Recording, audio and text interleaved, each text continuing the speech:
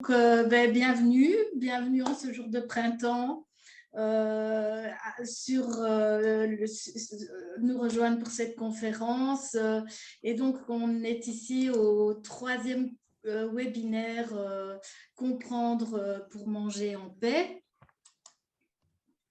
Alors, ce webinaire vient alimenter les deux premiers. Si vous n'étiez pas là pour les deux premiers, je vous invite à aller les revoir sur la chaîne Batra YouTube.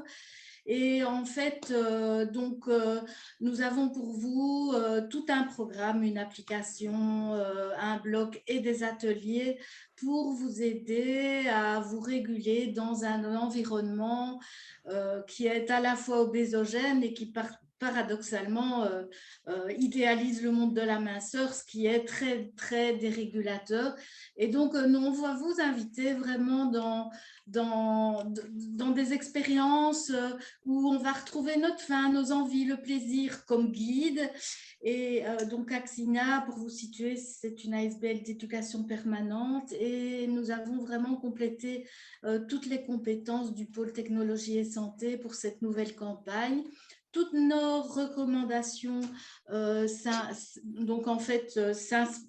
sont tirées évidemment de celles du SPF Santé public, de l'OMS, des stratégies de promotion de la santé du WALAB Santé et des recommandations du groupe de recherche sur l'obésité et le surpoids GROS. Donc, on remercie évidemment sincèrement la Wallonie Santé, la VIC qui a rendu possible ce travail. Donc, je me présente, je m'appelle Pascale Marcoux, je suis passionnée de prévention, donc je suis diététicienne agréée. J'ai fait une formation complémentaire à la psychonutrition et tout ce qui motive mes campagnes. Donc, j'ai déjà mené 2 premières campagnes, l'une qui cible les ados, c'est trop bon, l'autre qui cible les futurs et jeunes parents, que j'ai appelé Mangeurs heureux. Et ce qui motive vraiment cette campagne, c'est de voir la souffrance des patients obèses qui sont toujours jugés en fonction de leur image, en fonction de leur choix, y compris les enfants, souvent stigmatisés et vraiment proie au harcèlement scolaire. Et en fait, tout le travail que je peux mener en individuel ou en collectif vise à aider à manger en paix. Alors, ce troisième webinaire, on a choisi quelque chose d'un peu brut pour fêter le printemps, mais je vous promets qu'à la fin, vous verrez que nos stratégies sont quand même plus agréables que ce qu'on connaît habituellement. Et donc, on va parler d'étiquetage nutritionnel et j'aimerais savoir parmi vous combien vous êtes à déjà aller jeter un coup d'œil sur cette déclaration qui est devenue obligatoire depuis 2016 dans le règlement INCO. Donc, Cédric, tu lances le sondage, s'il te plaît.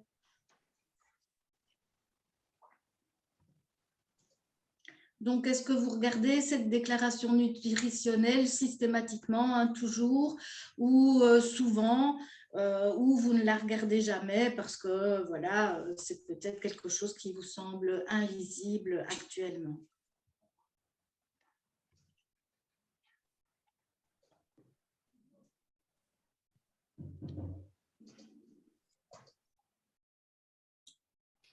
Il y a 4 personnes qui ont répondu, il en reste encore 4 qui doivent répondre en fait.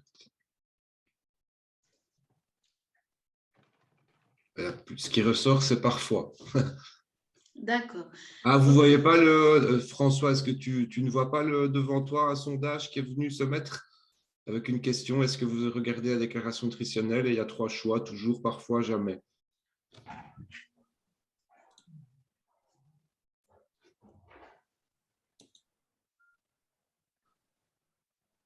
Vous pouvez aussi prendre la parole. Hein. Je crois que vous pouvez parler, le micro est activé.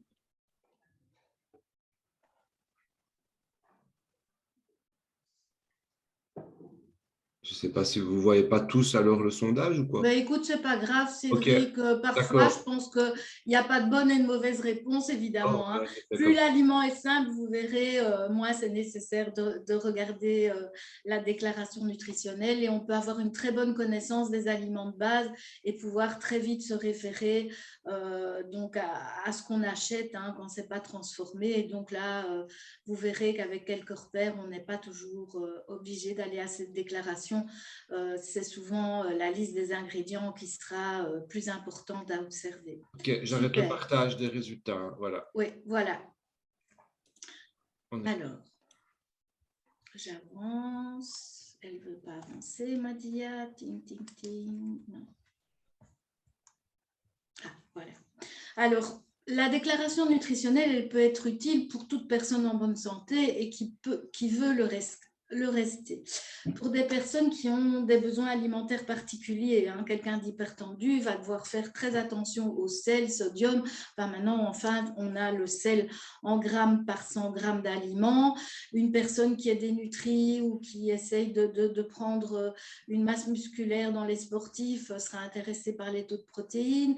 Des personnes qui surveillent, en tout cas, qui ont cette conscience que le sucre ajouté n'est pas toujours favorable à notre bien-être. Donc, elles vont aussi aller voir le mot sucre. Les graisses saturées, elles vont être surveillées par des personnes qui ont trop de cholestérol parce que ce sont surtout elles qui sont à surveiller. Et puis, d'autres personnes constipées en particulier, par exemple, peuvent s'intéresser au taux de fibres. Mais la déclaration nutritionnelle, j'invite les personnes qui vont changer de mode alimentaire, par exemple, en fonction d'une philosophie particulière. On peut décider de quitter les aliments d'origine, je vais dire, animal, ou en tout cas en partie sans se mettre en danger, mais il ne faut pas se laisser tromper par des aliments qui ressemblent en dénomination à, par exemple, quitter la viande pour un végétal, mais qui ne sont pas finalement riches en protéines, hein. C'est le cas de certains hamburgers de légumes, ou bien c'est le cas d'un végé tartare qui serait très très pauvre en protéines. Il faut pouvoir voir quand même quelle est la place de cet aliment au niveau de mon assiette par rapport au modèle que j'avais précédemment. Et donc, nous mangeons des aliments qui contiennent des nutriments et on va aller un petit peu faire connaissance avec ces nutriments. Donc, dans le sommaire, qu'est-ce que j'ai prévu? C'est se poser déjà la question, est-ce que penser en termes de nutriments est tout à fait la solution pour bien manger? Il y a des scores qui se rappellent, qui interprètent cette déclaration nutritionnelle comme le Nutri-Score, l'apport de référence ou le code SIGA dérivé du code NOVA. On va aller les comprendre parce que une bonne interprétation est nécessaire pour pouvoir profiter de ces labels qui sont souvent très intuitifs, mais dont on doit pouvoir se détacher en partie. Et puis, un petit check à la mode de chez nous, de cette rebonde des mangeurs heureux et de Batra. C'est un petit check que j'ai appelé les 4 P qui vont vous aider à trier l'information et vous verrez que c'est très complémentaire pour arriver à prendre une décision. Et puis, je vais vous donner des petits trucs pour vous entraîner à traduire cette déclaration nutritionnelle en concret et donc lire l'information.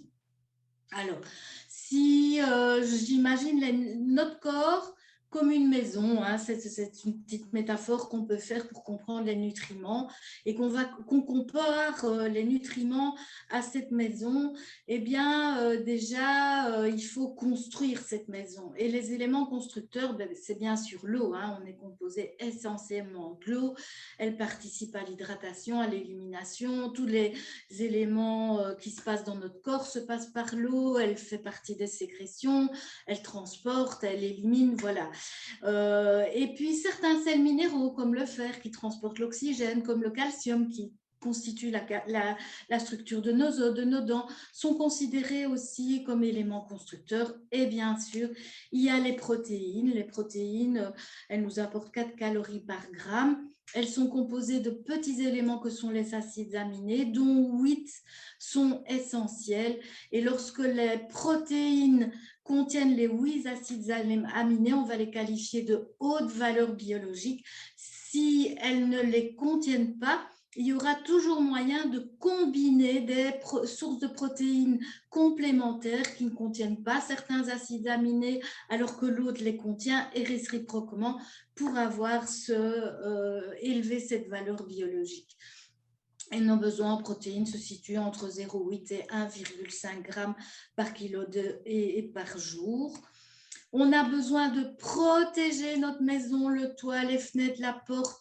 Et ça, ce sont les vitamines qui sont solubles dans l'eau, les C, les B, les liposolubles, solubles dans les graisses. Hein, donc, on va les retrouver dans les aliments riches en graisses, les vitamines A, D, E, K. Et les autres sels minéraux, sodium, potassium, calcium, fer, magnésium, manganèse, etc. Et il y a des minéraux, des micronutriments et des macronutriments, donc on parle de grammes ou de milligrammes, et des oligoéléments, on parle de microgrammes. Et puis se trouve aussi dans les éléments protecteurs tout ce qui sera antioxydant, hein, qu'on va retrouver beaucoup dans les couleurs de nos aliments. Donc en mangeant 5 couleurs par jour au départ des fruits et des légumes, on a cette protection. Et donc, voilà, j'ai mis une petite note parmi les sels minéraux, le sodium. Eh bien, en mangeant sans ajouter de sel du tout, on en a déjà assez. Dès qu'on en rajoute, on en a trop. Et la limite en sel n'a pas dépassé par jour. Retenez que c'est 6 grammes par jour. Voilà. Et puis, une maison qui est tout en désordre, on ne va pas pouvoir vivre dedans. Hein. Prenons la chambre de nos ados, une fois qu'elle n'est plus habitable, on les voit surgir. Et donc, pour que notre corps fonctionne bien, il faut bien sûr des fibres, un bon microbiote avec des aliments vivants, des aliments fermentés qui nous apporteront des pré- et des probiotiques. Et donc, retenez qu'un apport en fibres optimal se situe entre 20 et 30 grammes de fibres par jour. Et puis, on a des nutriments qui font chauffer cette maison, qui font chauffer notre corps. Hein. Notre corps doit se maintenir à 37 degrés. C'est une grosse consommation d'énergie. Nous bougeons. Donc, tout ça consomme de l'énergie. Et l'énergie, on va les retrouver avec les glucides ou hydrates de carbone composés d'amidon et de sucre au travers des graisses, hein, les lipides, et qui apporte 9 calories par gramme. Les protéines, quand on en mange juste la quantité qu'on a besoin, ne servent qu'à construire le corps, mais quand on consomme trop de protéines, elles sont à l'eau source d'énergie aussi, comme les glucides à raison de 4 calories par gramme. Et l'alcool est un nutriment qui va apporter 7 calories par gramme, mais évidemment qui n'est pas essentiel, mais qui peut faire vraiment dévier la balance énergétique chez certaines personnes qui en consommeraient de trop. Alors, une maison sans charpente, elle s'écroule. Ça, c'est quelque chose d'important. Et donc, ce qu'il faut bien se rendre compte, c'est que les nutriments en brut, ils doivent être attachés en structure. Donc, vos fruits, vos légumes, ils sont gorgés d'antioxydants, de vitamines, de sels minéraux. Ce n'est pas la même chose que si on rajoute de la poudre de vitamines. Même chose, regardez sur cette image de gauche, on a le craquage du blé. Hein, c'est des procédés parfois chimiques, parfois d'ultra-transformation dans des fours à ultra haute température. On va déstructurer toute la matrice où l'amidon est enchevêtré dans les fibres, où elle tient en trame pour devenir des petites unités, et finalement on peut isoler la protéine qu'est le gluten, l'amidon, le son, pour arriver à des sous-dérivés par exemple de l'aliment, de l'amidon, et en faire vraiment des sirops qui deviennent des sucres, ou des sucres très courts comme les maltodextrines, les dextroses, les polyols qui sont isolés, qu'on pourra rajouter comme édulcorant dans d'autres aliments, et des caramels. Et donc, quand vous lisez la liste d'ingrédients, que vous ne reconnaissez pas le nom des ingrédients qu'on a dans notre cuisine, nous, c'est un indice que la matrice a peut-être été cassée. Hein.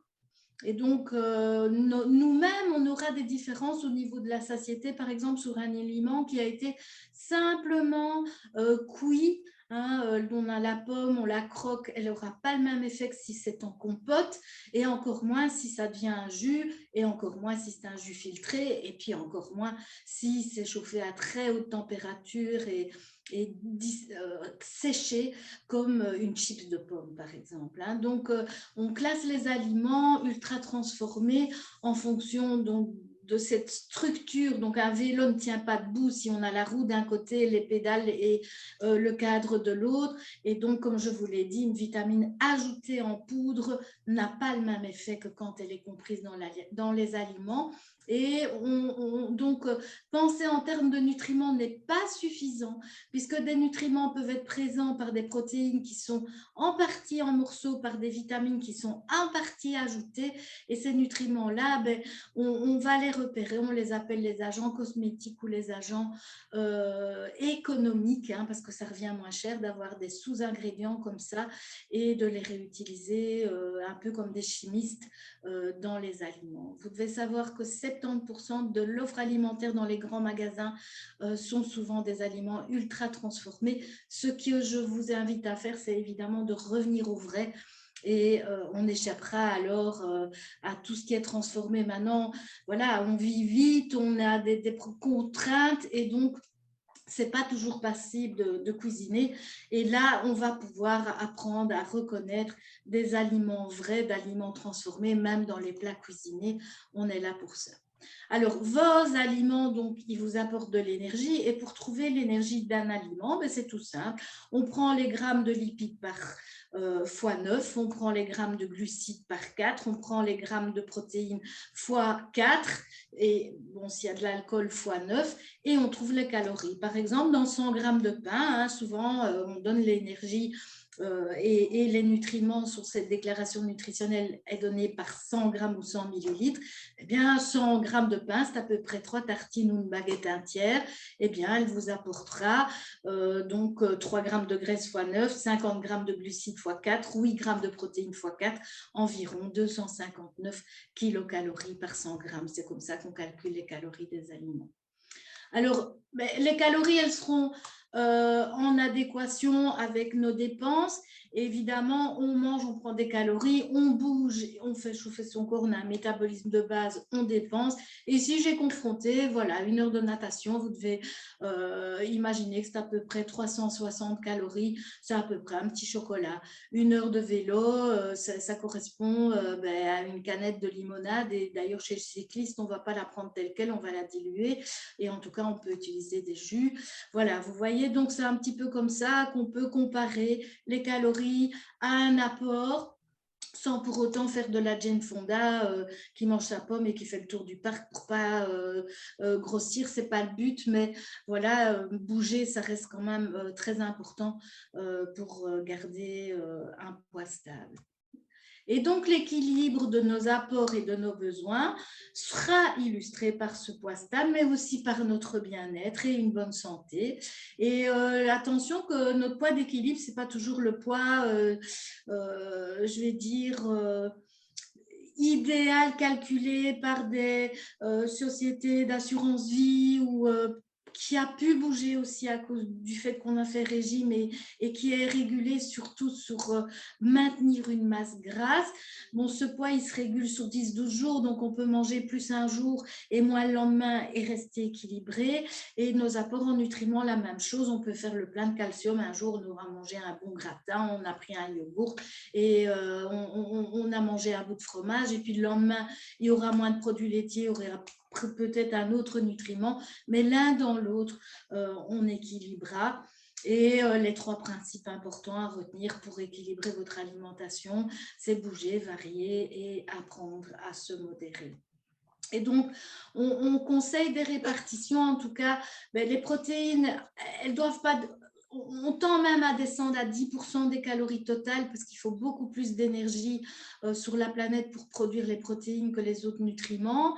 Les graisses, elles ne devraient pas dépasser 30-35% des apports. Et les glucides, il y a une certaine flexibilité et en fonction de l'état de santé, on peut descendre parfois un peu plus de protéines et un petit peu moins de glucides, par exemple, chez des personnes qui ont des hyperinsulinismes. Mais dans l'équilibre, on peut manger manger sans problème, même au-delà de 55% de l'énergie sous forme de glucides, tandis que les lipides, on va essayer de ne pas dépasser 30-35 et on peut même descendre à 25. Alors, ce petit set de table, je vous l'avais déjà présenté, mais ça reste essentiel de sortir de nos cognitions pour rester dans nos sensations et de sentir si on a faim, si on a envie, de quoi on a envie. Je vous rappelle que la faim, quand on mange et qu'on a faim, qu'on arrête quand on n'a plus faim, on régule notre énergie, qu'on a des envies spécifiques, par exemple l'envie d'un bout de fromage ou d'un verre de lait, ça nous guide naturellement vers des nutriments dont on aura besoin. Et puis, on peut manger sur l'émotion, mais là, on ne va pas aller chercher des haricots, on va aller chercher du gras, du salé, du sucré. Et là, je vous invite à déguster, à utiliser vos sens pour en avoir moins et vous apprendre à vous modérer. Et puis, votre ressenti après le repas est très parlant. Hein. Vous allez vous sentir en forme, confortable, c'est que vous aviez un bon équilibre énergétique. Vous allez vous sentir dans l'indigeste, le ballonnement, il y avait peut-être un problème au niveau des fibres, il y avait peut-être un problème au niveau du corps gras. On est fatigué quand c'est trop gras, on est fatigué 2 heures après le repas quand c'est trop sucrant. Et n'oublions pas que si on n'a pas eu de plaisir, notre corps il pense qu'à manger et on aura envie de continuer. Mais bon, voilà, ça c'est pour rappeler qu'il y a toujours cette théorie et vous. Alors, on mange des nutriments, mais on mange, dans les nutriments, les aliments contiennent des nutriments, mais on mange des aliments. Et ouf, on a repris en fonction de la composition en nutriments des classifications d'aliments. On classe l'eau et les boissons dans un groupe et on verra que la seule boisson indispensable, c'est l'eau et on est bien régulé sur son poids, sur les solides, mais pas sur les liquides. Une autre famille, c'est les fruits et les légumes qui sont riches en sucre, en foin, qui sont riches en eau, en minéraux comme les vitamines C, le potassium, c'est les antioxydants, les couleurs et les fibres. Puis, on a la famille des céréales, des féculents, qui sera riche en glucides lents, en vitamines, du groupe B en particulier, et les aliments complets contiennent des fibres non solubles. Après, on a les produits laitiers qui sont riches en protéines, mais à la fois riches en calcium, selon le taux, selon la composition des fromages ou des produits laitiers crémés ou demi-crémés, ils seront plus ou moins riches en graisse. Et puis, on a la famille des viandes, des poissons, des œufs, qui sont à la fois riches en protéines et en fer. Et puis, on a la famille des substituts de viande végétariens qui est maintenant classée dans la même catégorie, qui contient des protéines végétales et qui apportera également beaucoup de fibres, des sucres lents, mais qui devront être combinés ou associés à un tout petit peu de protéines de haute valeur biologique pour être complet. Et puis, on a la famille des corps gras visibles et la famille des extras, hein, les petits aliments du plaisir, qu'il ne faut pas prendre en interdit, mais qu'il faut apprendre à limiter. Dans la famille des extras, on classe aussi bien du sucré que du salé, des chips, des boissons autres que l'eau. Et la pyramide des aliments, qu'est-ce qu'elle fait? Elle est assez géniale parce qu'elle nous rappelle qu'il faut bouger, que c'est surtout les boissons vraiment dépourvues d'énergie comme l'eau, les infusions, un café léger qui restent des boissons intéressantes. Mais elle donne aussi, par rapport aux familles pures et dures, une notion de proportion des aliments par rapport à notre journée. Et donc, on essaiera de ne pas dépasser 10% des calories sous forme d'extra. Et les aliments ultra transformés, dont j'ai déjà un peu parlé, et j'approfondirai là tout de suite, de ne pas dépasser 15% de notre énergie sous forme d'aliments ultra transformés et de revenir plutôt aux ingrédients de base ou préparer avec des ingrédients de base. Alors, cette année, on a encore appuyé par un joli dessin 5 priorités pour rééquilibrer la tendance de la consommation des Belges, qui est vraiment trop pauvre en végétaux, par l'EPI. Et l'EPI nous incite plutôt en quantité de céréales d'atteindre 125 grammes de produits céréaliers complets, d'atteindre 250 grammes de fruits et au moins 300 grammes de légumes, d'augmenter la consommation des légumineuses à au moins une fois par semaine, d'ajouter des graines et des fruits à coque à nos salades, en tout cas pour arriver à 15 à 25 grammes de fruits à coque et de graines, et surtout de limiter le sel. Alors, on va retourner sur cette déclaration nutritionnelle des ingrédients. Et donc, en fait, quand vous irez sur la composition alimentaire des aliments, on peut la retrouver de tous les aliments, y compris des aliments qui ne sont pas emballés et dont l'analyse n'est pas obligatoire sur le paquet, dans des tables de composition des aliments. Et le petit calcul que je vous ai montré sur le pain est fait par analyse ou simplement par calcul dans des recettes selon la part d'ingrédients utilisés dans la recette.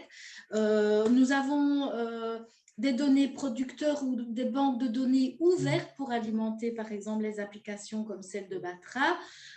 Donc, sur Batra, on utilise prioritairement les données producteurs du GS1, mais malheureusement qui ne contiennent pas les fibres. Et quand on en a besoin, on peut se référer à d'autres banques de données ouvertes. Et nous avons aussi comme objectif de créer une banque de données de producteurs locaux autour, donc appelé Open Batra, où là, nous avons prévu des fiches les plus complètes possibles, mais où nous tenons absolument à ce que les producteurs soient aidés pour rentrer dans ces banques de données importantes. Alors, quand vous allez voir la ligne glucides, il faut bien se rendre compte qu'il y a des sucres qui sont simplement présents dans les aliments, par exemple dans un fruit, dans une céréale, et qu'il y a des sucres simples, les molécules sont courtes et ont habituellement le goût de sucre qui pourrait être naturellement présent comme dans un fruit ou dans le lait ou ajouté dans un bonbon, dans une limonade. Et donc, la grosse différence, c'est que dans l'un, j'aurai mes vitamines en même temps, mes antioxydants. Dans l'autre, c'est que du sucre. On parle de calories vides. Elles ne servent à rien. Au niveau de l'amidon, on peut avoir des aliments qui sont raffinés et même ultra raffinés où l'amidon est déjà fractionné et des produits plus complets. Donc, c'est une distinction importante à faire. Et puis, on a des aliments qu'il faut monter très, très vite le taux de sucre dans le sang. C'est parfois un peu décalé dans le temps, mais votre taux de sucre va flamber. Plus ils sont transformés, plus ils sont cuits, plus ils sont raffinés, plus le pic de sucre sera important. Et plus ils sont bruts, complexes, moins ce taux de sucre va monter, ce qui peut être très important dans notre bien-être pour ne pas, quand on mange du sucre, retomber dans des gros coups de pompe réactionnels. Et donc ça, c'est des distinctions qu'on va faire aussi. Il y a un peu de culture alimentaire encore à ajouter parce que, par exemple, le seigle, le blé dur sont des sucres lents, tandis que le froment du pain chez nous est plus sucrant. Voilà, c'est des choses qu'on affine énormément, par exemple, avec les personnes diabétiques ou des personnes qui ont un hyperinsulinisme pour apprendre à sélectionner leurs produits. Tout ça, vous n'allez pas voir le retrouver en allégation sur vos produits, mais ce n'est pas présent d'office sur les emballages. Et donc, pour fixer les types de glucides que vous retrouvez, vous avez ici un petit schéma. Donc, tous les glucides vous apportent 4 calories par gramme, qu'ils soient simples ou complexes. Quand ils sont complexes, on a la famille des glucides digestibles et des fibres, en fait, qui ne le sont pas, les glucides non digestibles, que sont les fibres. Et dans les glucides complexes, on aura des amidons. Qui ont des structures parfois différentes. Et au niveau des sucres simples, on peut les retrouver naturellement présents, en tout cas le fructose dans les fruits, le glucose dans le miel, dans le sirop d'érable ou dans le lait sous forme de lactose ou ajouté sous forme de saccharose ou de dérivés de céréales comme un sirop de blé, un sirop de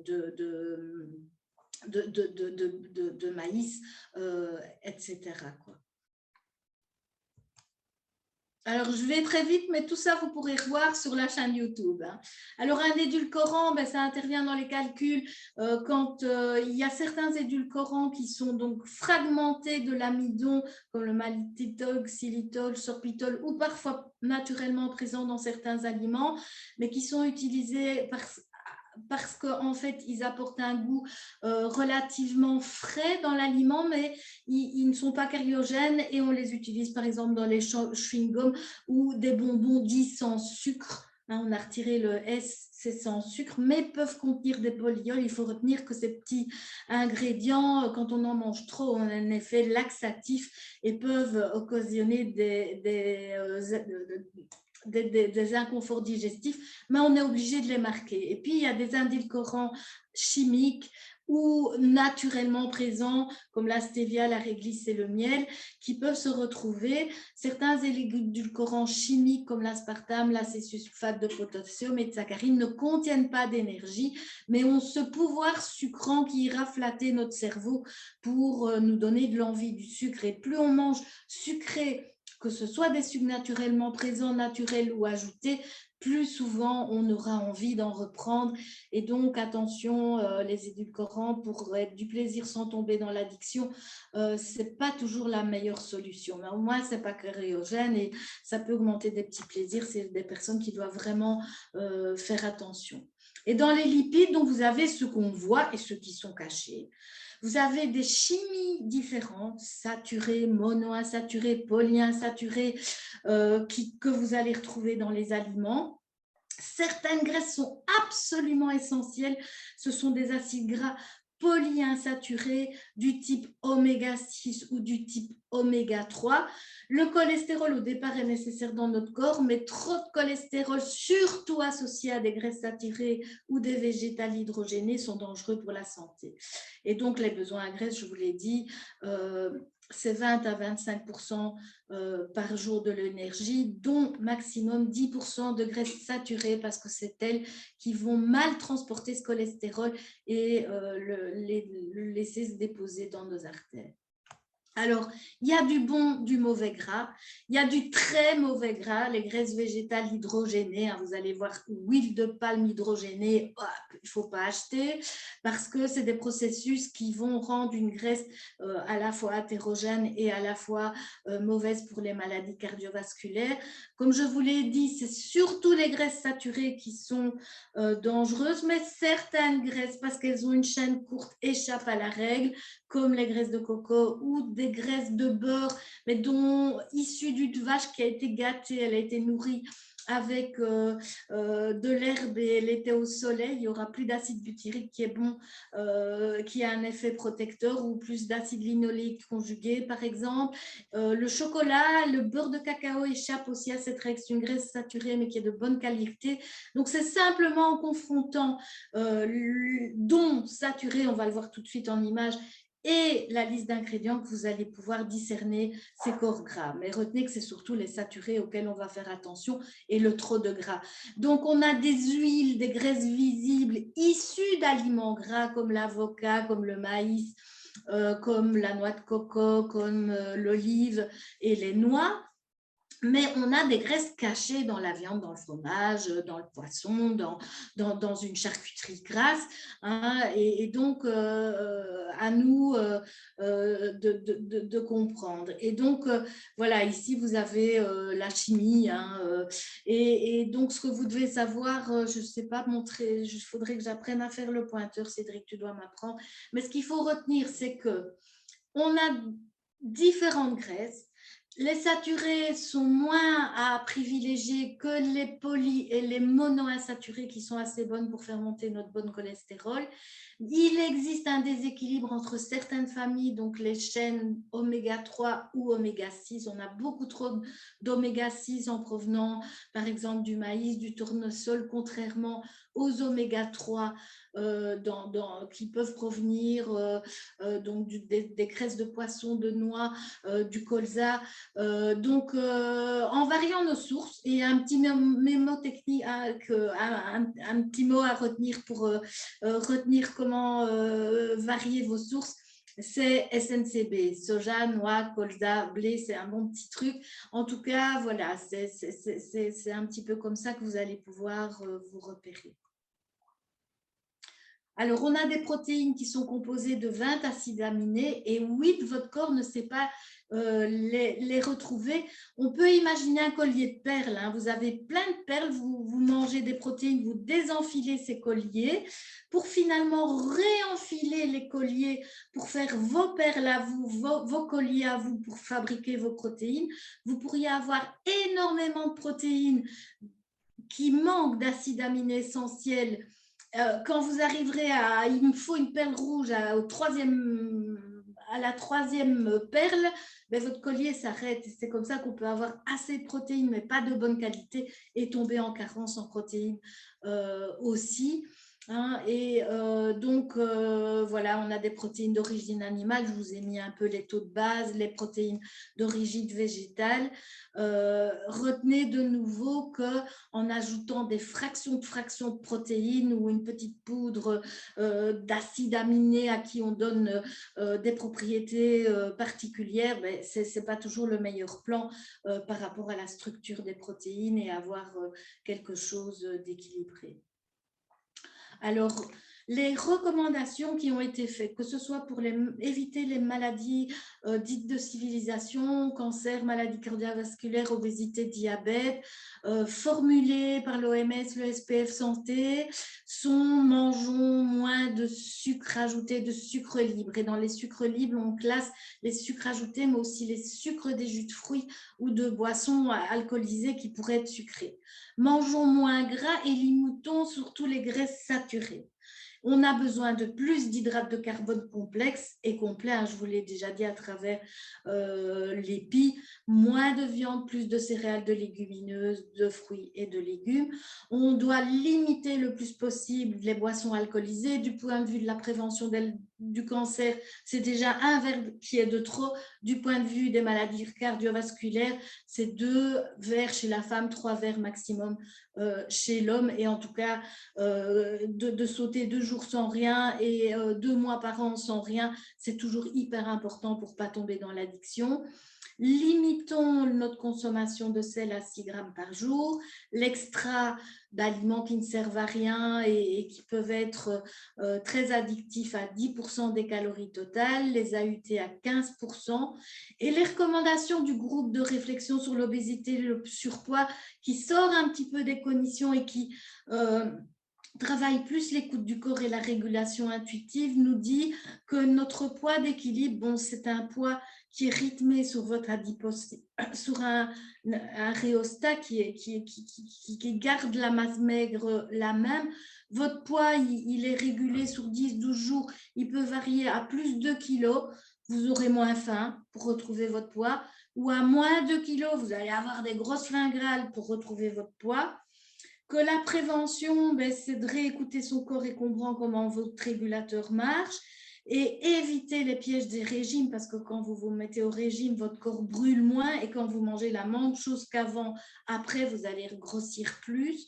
De tomber dans des positions dichotomiques qui vous mettraient en restriction, de ne pas se laisser tromper par les pièges du marketing. On a consacré un webinaire à ça et d'apprendre à gérer ses émotions pour gérer ses émotions en mangeant, mais aussi autrement qu'en mangeant.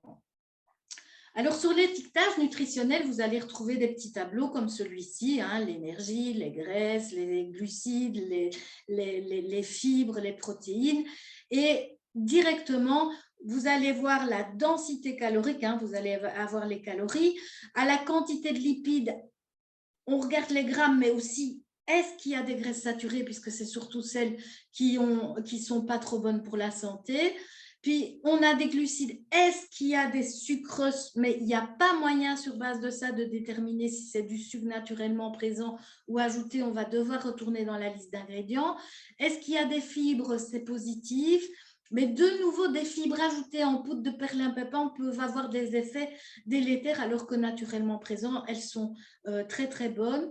Et puis, les grammes de protéines, on va les retrouver en grammes. Et puis, on va directement aller voir en sel. Donc, en tout cas, allez toujours avoir le réflexe. Est-ce que c'est riche en graisses saturées? Est-ce que c'est riche en sucre? Est-ce que c'est riche en sel? C'est déjà des bonnes choses. Voilà, quand les fabricants vous mettent des allégations sur le light, riche en fibres, pauvre en, etc., ils sont en sucre.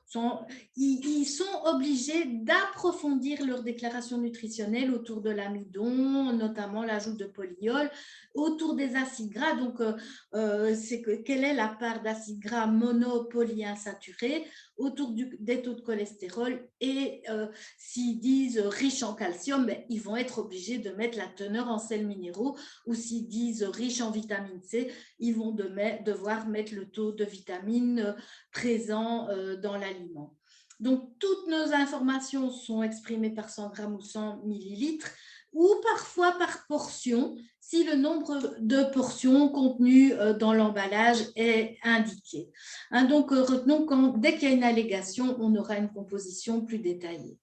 Et donc, il existe différentes allégations. Ce petit tableau les reprend. Par exemple, en ayant une faible valeur énergétique correspond à un produit qui contient moins de 40 calories par 100 grammes ou moins maximum 20 calories par 100 millilitres dans le cas des liquides. Les sources de protéines, donc riches en protéines, doivent montrer une valeur au-delà de 12% des protéines. Riches donc, sans matière grasse, les taux doivent être inférieurs à 0,5 g par 100 g. Light ou allégé, c'est 30% en moins que, mais ça peut être 30% en moins de sucre et être plus riche en graisse, et réciproquement.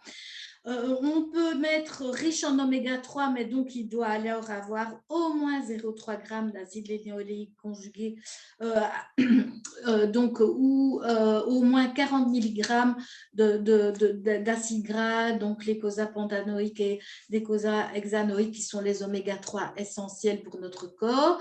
Quand on dit sans sucre, mais parfois il y a une subtilité autour du S, ça veut dire qu'il y a une faible teneur en sucre ou une teneur en saccharose, moins de 5 grammes de saccharose pour 100 grammes. Donc, vous allez trouver des boissons, par exemple. Vous allez voir faible en sucre, mais le bidon fait un demi-litre. Donc, même si c'est 5 grammes pour 100 grammes, vous allez vous retrouver avec tous vos graisses ajoutées d'une journée dans un contenant. Donc, light ou allégé, même chose que pour les graisses, donc c'est 30% de moins que le produit équivalent. Et riche en fibres, on doit avoir au moins 3 grammes de fibres par 100 grammes, parce que les fruits sont des apports en fibres, mais dans une céréale, 3 grammes de fibres, c'est très très bas. Un pain complet, normalement, contient 10 grammes de fibres par 100 grammes. Et quand on dit riche en vitamines, il faut au moins que le produit intègre 15% de votre apport de référence pour 100 grammes. Et quand c'est pauvre en sel, ça doit tenir moins de 25% en sel d'un produit équivalent. Bon, je vais juste faire une petite note comme quoi on a dit déjà 13h20. Donc, ouais, voilà. Ouais. Donc, l'énergie, c'est les grammes, l'énergie comme je vous l'ai montré tout à l'heure. Il faut encore bien se dire quelle est la part que je vais consommer pour pouvoir interpréter. Et là, il y a un score qui est déjà bien connu de beaucoup de consommateurs, qui est l'apport de référence et qui réfère à la quantité de nutriments pour une portion en rapport avec ce que brûle une personne de référence qui brûlerait environ 2000 calories. Donc, ça correspond à un enfant de 10 ans ou une femme d'1,60 m qui serait en activité légère. Et donc là, vous allez retrouver l'apport par rapport à 100 grammes ou par rapport à la part d'un apport de référence journalier. Donc, ce qu'il faut bien se rappeler, c'est que la part de la portion imaginée par le fabricant n'est pas toujours la part réellement consommée, hein. Vous allez avoir une part d'un paquet de chips tout petit comme ça et finalement, vous en mangez le paquet, quoi. Donc ça, c'est quelque chose auquel j'attire votre attention et la personne de référence, ben, c'est pas vous. Donc ça, c'est quelque chose auquel on a fait attention. Et sur ce tableau, par exemple, vous avez l'apport pour 100 grammes, l'apport pour 50 calories de produits finis dont on a ajouté du lait. Hein, donc, c'est parfois une recette aussi qui est alors détaillée sur l'emballage. Alors, on peut avoir l'extraction de la liste des ingrédients en score. Le Nutri-Score l'a fait en classant les nutriments positifs et négatifs pour la santé. Donc, on va mettre des bons points s'il y a donc la présence de fibres, de protéines, des huiles plus polyinsaturées, plus de fruits, plus de légumes, des légumineuses, des fruits et des céréales, et moins si c'est riche en calories, densité calorique élevée, du sel, du sucre ajouté et des graisses saturées. Donc le Nutri-Score, il faut savoir que plus il est bas, plus il sera bon, qu'il existe qui ne tient pas compte du degré de transformation des aliments et ni de la présence d'additifs, ni d'un côté environnemental, et qui n'est pas adapté à la taille de la portion. Il va tenir compte de 100 grammes. Donc, un Nutri-Score peut être finalement pénalisant, par exemple pour l'huile, puisque 100 millilitres d'huile, on ne va jamais consommer 100 millilitres d'huile à la fois, mais pour 100 grammes, il a énormément de calories. Il existe 3 algorithmes pour le Nutri-Score sur les boissons, sur les corps gras et donc les autres aliments. C'est important de comparer les familles entre elles et pas entre d'autres familles. Et donc, il n'y a pas de Nutri-Score sur les aliments de base, sur les boissons alcoolisées, donc le thé, le café et les légumes. Hein. Donc ça, c'est encore des petites choses que j'avais envie de vous dire. Yuka, il vous emmène dans un algorithme où le Nutri-Score est repris et a donc une note de 60% sur leurs produits, additionner un score sur les additifs qui est très pénalisant parce que ce n'est pas un additif en particulier qui est dangereux, mais un cocktail d'additifs peut être dangereux, et puis 10% sur la filière bio ou non bio. Et n'oublions pas que Yuka est quand même rattaché à l'industrie alimentaire et qu'il n'utilise pas nécessairement les banques de données producteurs, et donc il n'y a pas vraiment de contrôle, et ne devenons pas des robots d'avoir besoin d'un excellent pour choisir un produit. Nous, on préfère développer l'esprit critique chez vous. Alors, donc A, c'est pas à volonté, B, ça veut pas dire bien, C, ça veut pas dire compromis, et D, ça ne veut pas dire danger. D pourrait dire densité, hein, et le E, bon là, souvent, c'est vraiment un cocktail quand même qui n'est pas très glorieux, mais côté un aliment, peut stigmatiser les choses et pourrait aussi introduire, quand il y a du rouge, du vert, ça me fait toujours peur de remettre la personne en pensée, je peux pas, j'ai peur, je culpabilise. Et donc, voilà, je pense qu'il y a une pondération à faire, mais n'empêche que l'ABCD a montré par de nombreuses études qu'il amenait le consommateur à acheter un caddie de meilleure qualité. À nous de comprendre à quoi il correspond et pas de fuir devant un saumon qui pourrait être dilué dans une belle salade, par exemple. Alors moi, j'ai fait un petit check qui peut être très rigolo. Donc, pour sélectionner vos aliments. D'abord, vous avez l'occasion de paramétrer sur Batra des repères pour mettre vos limites. Vous allez identifier l'aliment sur sa palatabilité. Donc, la palatabilité, c'est vraiment ce plaisir d'aller dans nos circuits de récompense et de faire plein de types dans notre cerveau. Plus c'est dense, plus c'est bon. Plus c'est dense en sucre, en sel, en graisse, plus c'est bon. Et donc, dès que j'aurai des aliments comme ça, je vais devoir les manger avec sagesse. Si la densité calorique est élevée et que vous mangez, votre estomac ne tire pas quand vous êtes rassasié. Le goût change, ça devient moins bon, ça change de goût. C'est là.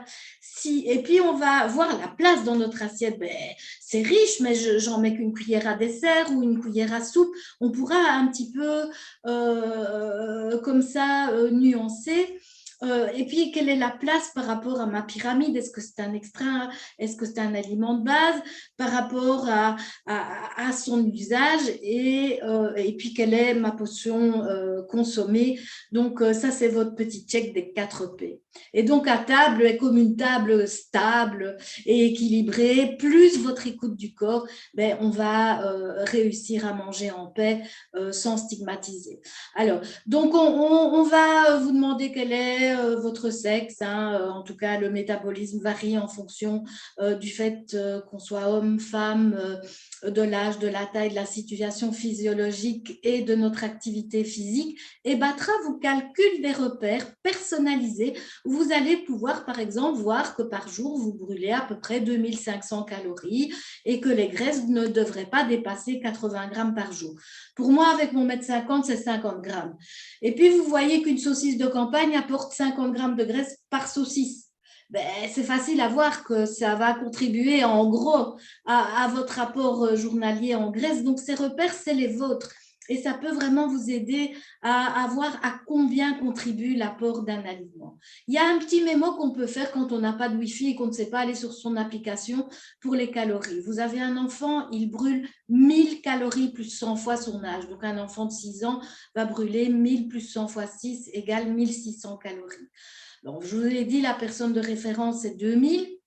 Mon extra, si ma référence est 2000, ne devrait pas dépasser 1/10 des calories, soit 200. Le monsieur de tantôt, il brûlait 2800, je pense, dans l'exemple, mais ça fait 280 par exemple, hein, d'accord? Les aliments ultra transformés ne doivent pas dépasser 15% de l'énergie totale. Hein, donc une pizza, par exemple, qui serait composée de faux fromage, d'ingrédients, ben, il faut soit alterner et pas en manger souvent, soit en manger un peu moins et compléter avec autre chose dans le repas. Et puis, les graisses à ne pas dépasser par jour, c'est un petit mémo facile. Moi, je fais mon 1m50, ben, je ne dois pas dépasser 50 grammes. Je fais 1m70, ben, je ne dois pas dépasser 70 grammes de graisse. 35 cachés, 35 visibles, par exemple. Voilà, ça c'est. Et l'OMS nous recommande de ne pas dépasser 5 morceaux de sucre par jour. Alors, quand on ajoute soi-même les sucres, c'est facile. Mais quand on prend un produit sucré à l'avance, c'est mission impossible par rapport aux habitudes qu'on a pour le moment. Surtout que le sucre des jus de fruits est déjà dedans. Ce petit tableau, on pourra vous l'envoyer. C'est un mini tableau de composition des aliments pour un peu savoir comparer quoi avec quoi. Ben, un jus de fruits ou un fruit, c'est à peu près 10% de sucre. Dès que je vais voir 15, 20, ben ça veut dire qu'il y aura souvent du sucre ajouté et qu'on sera dans un nectar ou dans un concentré de jus. Même chose, ben, du lait entier, il y a 3% et demi de graisse. Vous allez vous retrouver devant un jus végétal. Il y en a certains qui font 10 grammes de graisse par 100 millilitres. Une soupe, si je la prépare maison, ben, elle ne contient pas de graisse. Mais si vous allez trouver des soupes industrielles qui vont vous apporter 10 grammes de graisse par tasse, ou même 20, j'en ai déjà vu 20. Donc voilà, ça c'est aussi des repères qu'on peut se mettre en tête pour avoir un peu plus de flexibilité quand on lit les étiquettes. Alors, quand c'est une boisson, je vous conseille de directement vérifier le taux d'énergie, le taux de sucre, et voir si ces boissons sont riches en protéines, en graisses, en sucre, mais aussi est-ce qu'elles ont un avantage, comme le lait de nous amener du calcium, comme le fruit de nous amener du jus. Attention, est-ce qu'elles n'apportent pas de la caféine qui pourrait être excitante? Est-ce que ça n'apporte pas de l'alcool? Et donc ça c'est une démarche qu'on peut vraiment avoir pour les boissons. Alors, quand vous avez, avec votre diététicien, en fonction de votre santé, vous pouvez paramétrer des alertes et savoir si un aliment est très riche en énergie. Donc, si vous n'avez pas de problème de santé, moi, les repères que je conseille, c'est de paramétrer votre énergie à peu près 400 calories ou 350 si vous brûlez un peu moins comme moi avec ma petite taille, ou à un quart de votre calorie de la journée. Si par exemple, vous brûlez 2000, ben, vous mettez le repère à 500. Mais 400 calories, ça veut dire palatabilité, je me mets en attention. Si les graisses dépassent 20 grammes de lipides par 100 grammes, ça correspond à une viande grasse et ça correspond à un fromage gras du type mozzarella, du type camembert, du type fromage frais. Et donc, quand j'ai une alerte au-dessus de 20 grammes, ça veut dire que ça devient quand même très, très gras. Vous pouvez mettre une alerte à don sucre à 10. Hein, la plupart des fruits, c'est 10% de sucre. Le lait, c'est 5. Donc, si ça dépasse 10, 15, ben, ça veut souvent dire qu'il y a du sucre ajouté. Ou rarement, c'est naturellement présent, mais il y a très peu de fruits comme la banane, la mangue ou le raisin qui seront plus élevés. Le reste, c'est un signe qu'il y aura du sucre ajouté. Et on peut faire une alerte pour atteindre des protéines ou pour atteindre des fibres ou et qui serait pour l'instant une contre-alerte, mais de savoir un petit peu où se trouvent ces protéines, ou pour les insuffisants rénaux, par exemple, ils doivent aussi surveiller le taux de protéines, ça peut être utile. Et bien sûr, le sel, moi j'ai mis une alerte à 1 gramme de sel. Dès qu'un produit dépasse 1 gramme de sel, c'est la catastrophe, quoi, hein. Donc, c'est vraiment à doser. Alors, donc, les 4 P, hein, j'ai paramétré, j'ai la palatabilité, donc attention que le plaisir est un guide, mais qui se construit dans l'enfance et qui se régule en accompagnant les enfants, les ados à consommer avec attention des aliments qui sont, où il faut cette attitude de se mettre en mode think-back. Les aliments ultra transformés sont souvent faciles à déglutir, hein, on va gloutonner et sont trop vite digérés, donc ils poussent à manger trop. Donc, c'est 2 choses à vérifier au niveau de la palatabilité. Alors, pour vous montrer ici un repas qui a une densité calorique faible, ben, vous aurez 560 calories avec un hamburger et une canette de boisson. Ce n'est pas la maxi. Mais si vous êtes dans les aliments de base, vous aurez ce sandwich avec de la salade, un petit bout de jambon ou du poulet rôti, une soupe, un yogourt, un fruit. Tout ça pour couvrir le même taux de calories. On comprend qu'on n'aura pas, on pourra manger et même sentir un petit peu cet estomac qui tire sans pour autant manger énormément de calories. Mais dès que c'est très dense, il ne faut pas les manger de la même façon. Et donc, pour l'extra, ben, souvent, ce qu'il faut faire, c'est doser avant de commencer, hein, parce que c'est trop bon. Donc, quand vous allez commencer votre paquet de chips, surtout si vous regardez la télé, votre main, elle va toute seule, hein. Si le pot est vide, si votre petit ravier est vide, ben, vous allez savoir vous arrêter. Si vous avez le paquet, ben, il sera vide sans vous en apercevoir.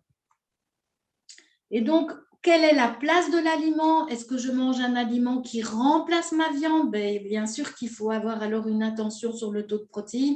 Est-ce que ça remplace mes légumes? Est-ce que ça remplace mes féculents? Ou est-ce que ça remplace les deux? Et est-ce que je suis dans l'extra ou dans l'aliment de base? Donc, c'est les 2 petites questions à se poser par rapport à la place du produit.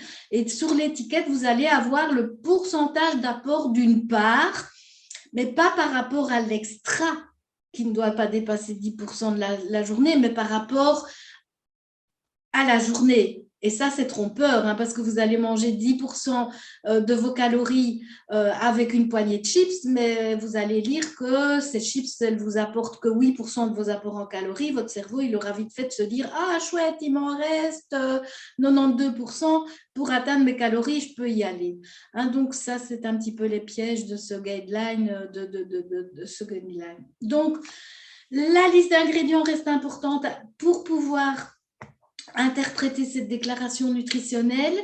Et il existe une classification que nous avons ajoutée chaque fois qu'elle était disponible dans l'application Batra, qui est une classification d'abord Nova, qui est plus sur base des ingrédients. On a le groupe 1, c'est les aliments de base, et ce seront toujours mes préférés. Plus vous serez dans ce groupe-là, moins vous devez aller voir les emballages et la déclaration nutritionnelle.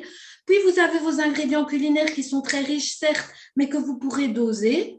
Vous allez cuisiner comme à la maison et vous serez là dans le Nova 3. Hein, donc, les ingrédients sont en 2. 1 plus 2 égale ma préparation faite maison. Et puis, c'est des préparations, vous ne reconnaissez pas les ingrédients, on sera en Nova 4. Et donc, je vais vous montrer maintenant une autre classification que nous avons aussi et que nous aurons dans notre banque de données des producteurs locaux. C'est un label qu'on a français, d'une start-up française, SIGA, autour d'un chercheur, Anthony Fardet, qui parraine l'application et qui va un cran plus loin que Nova en distinguant des ingrédients non transformés ou peu transformés à des ingrédients culinaires qui seraient transformés et qui ajoutent une note gourmande, qui réhabilite comme ça des aliments qui sont plus denses, qui seraient classés en D, par exemple, dans l'ABCD, mais qui finalement apportent tellement de nutriments essentiels que c'est dommage de mettre cette mauvaise note. En partant de notes gourmandes, on a plus de nuances. Donc, SIGA par rapport à Nova, il va tenir compte aussi des additifs et des agents économiques et donc qu'on aurait pu rajouter, et il tient compte du seuil nutritionnel, de la densité calorique avec 7 scores. Donc un petit peu 1, 2, 3, on est dans les aliments un peu comme Nova, mais 4 c'est dense, donc c'est peu transformé mais gourmand, et puis on est dans le transformé mais qui peut être parfaitement équilibré avec un A au niveau du SIGA, mais qui est malheureusement préparé avec quelques ingrédients ultra transformés, et 6 gourmands, et puis 7, il y a beaucoup d'agents d'ultra transformation, du sucre, du sel, de la graisse ajoutée, donc on le met en 7. Donc j'aime bien cette classification qui n'est pas dichotomique. On va pouvoir manger un aliment plus dense, mais de nouveau en se mettant en attention, et donc vous pouvez trouver des recettes qui sont classées en recettes comme à la maison, par exemple, ou vraiment un cassoulet qui est de la malbouffe et des viandes reconstituées. Regardez en rose le nombre d'agents économiques ou technologiques ajoutés dans le produit de gauche. Alors, la quantité que vous mangez, évidemment, reste importante. Et nous avons ajouté dans Batra la possibilité d'encoder la part consommée et d'avoir, au lieu d'avoir la petite bulle sur une part décidée par le fabricant et sur une personne de référence, eh bien, votre référence, ça devient vous. Et donc la R perso, et la quantité, vous pouvez la faire bouger pour voir à combien cet apport correspond sur votre journée par rapport à votre profil et vos repères. Alors la fréquence fait le poison aussi, on peut manger parfois un aliment très riche, mais l'alterner sur plusieurs semaines, ce sera l'objet d'un autre webinaire, mais donc l'équilibre, il se joue en fréquence, en quantité. Et donc, vous et Batra, je pense que c'est la meilleure combinaison possible pour vous retrouver et faire votre sélection. N'oubliez pas d'écouter votre corps, parce que c'est quelque chose qui vous permet d'intégrer des choses qui vous conviennent ou d'autres pas, et qu'on peut être différent simplement selon notre santé ou notre ressenti, avec des aliments qui peuvent être très bien pour une personne et moins bien pour une autre. Je vous rappelle aussi que sur Batra, vous pouvez sélectionner les scores que vous comprenez. Donc, vous pouvez sélectionner le Nutri-Score qui amène quand même des choses sous forme d'une extraction intuitive, ou plutôt le Nova et le SIGA. Et puis, il existe d'autres labels de qualité, des additifs, des allergènes, si vous en avez, qui peuvent être sélectionnés et extraits en un coup d'œil sur votre fiche d'extraction des résultats, ce qui peut aller plus vite quand on comprend bien de quoi il s'agit. Voilà, pour vous entraîner, je regrette, je dépasse un petit peu, mais j'ai presque fini.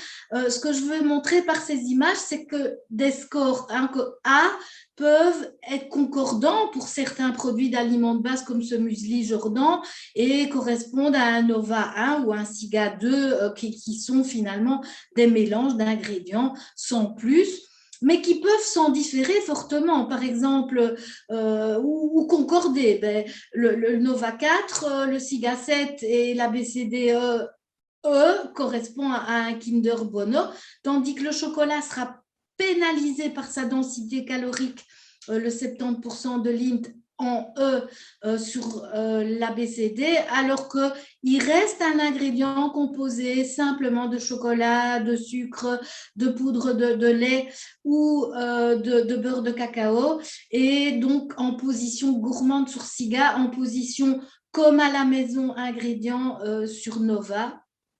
Regardez ici, un biscuit dans le rayon diététique, 50% de sucre en moins.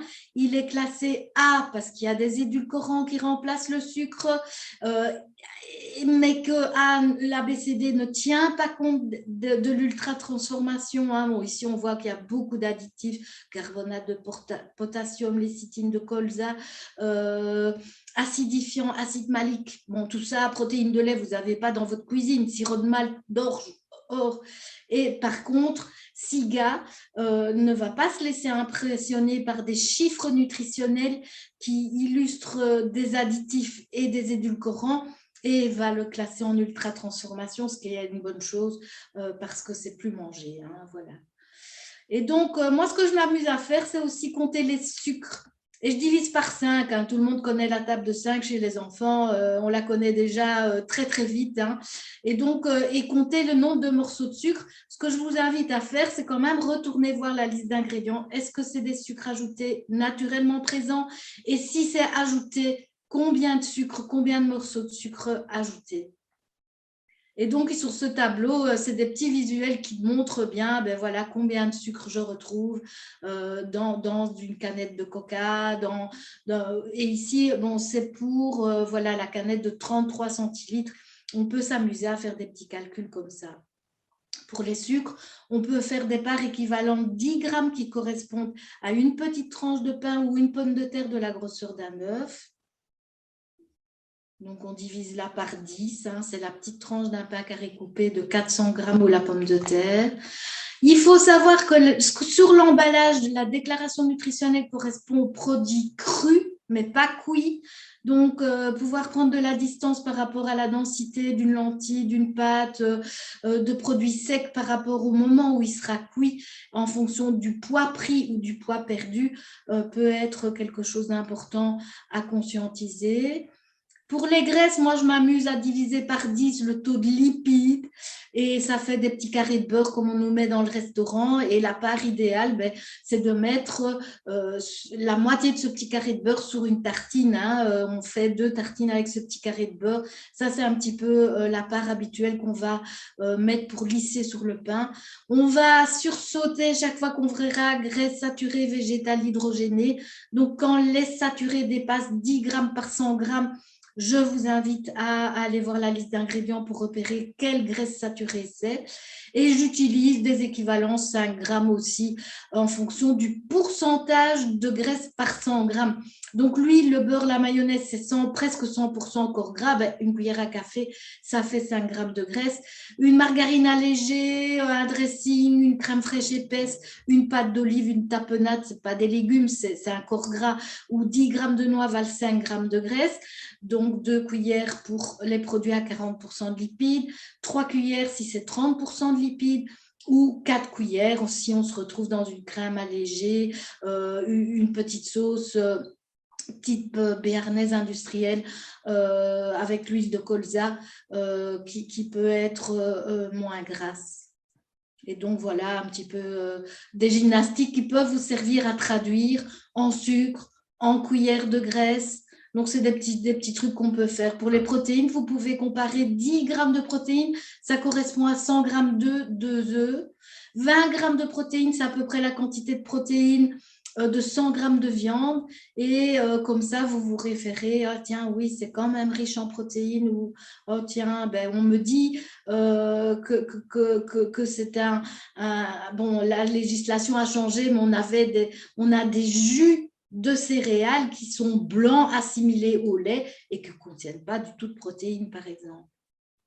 Donc, les boissons, je vous en ai déjà parlé, hein, mais aucune boisson sauf l'eau n'a un effet régulateur sur le poids. Alors, la bonne nouvelle, c'est qu'on vous invente des petits jeux où on va scanner, où on va voir l'extraction et on pourra confronter comme ça ces labels, ces scores nutritionnels en fonction d'une composition et jongler avec tout ça, parce que c'est tout un exercice.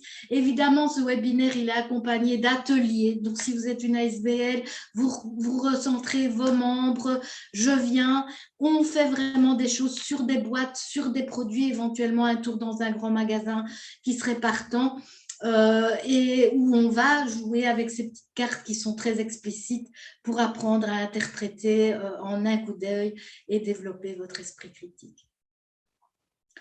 Voilà, donc l'application Batra est facile à télécharger sur Google Play ou Apple Store. Et il existe une version web, restons en contact, n'hésitez pas à faire appel à nous et nous sommes là pour répondre à vos questions.